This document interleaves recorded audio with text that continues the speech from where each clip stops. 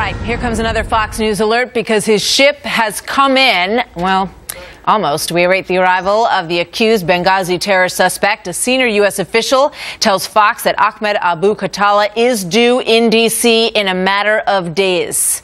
His ship has been on its way across the ocean for about 11 days now. He will face murder charges in a federal court. Been a lot of controversy about that. And the crime that he's accused of course, is the September 11th, 2012 attack that took the lives of 4 Americans in the blaze that was a consulate in Benghazi. Included that night in those lost, Ambassador Chris Stevens. Adam Housley is live in Los Angeles. So, Adam, the tide is turning in this investigation. Now there is a person who will be charged. It is Khattala. Is he really believed to be the mastermind, though, behind this night?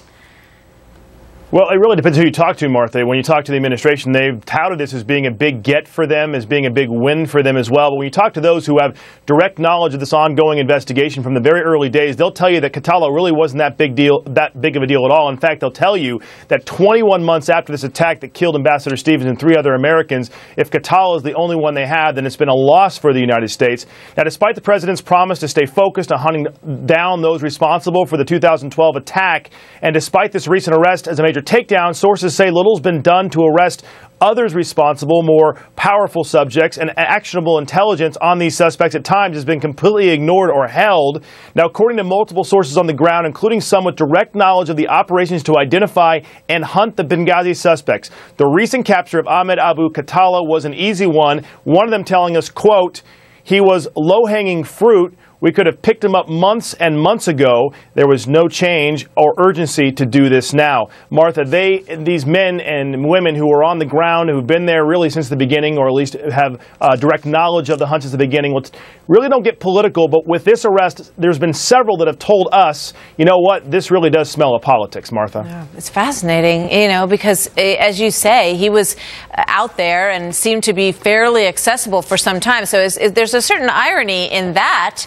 And now we're being told that he was the ringleader, that he's the big fish behind the whole thing. If that were the case, you would have imagined that they would have picked him up quite some time ago. So in terms of the other people who are out there, are they still at large, and do we have any good leads on them? Yeah, I haven't met one person, Martha, involved in this investigation and will say Khattala was the big fish. They'll tell you that he was involved. He knew different people. He obviously was connected, they believe, to al-Qaeda as well as Ansar al-Sharia. Both groups took part in the attack. But they will never say Khattala was the mastermind. What they will tell you is that there's a target list. The U.S. has a target list composed of 4 groups.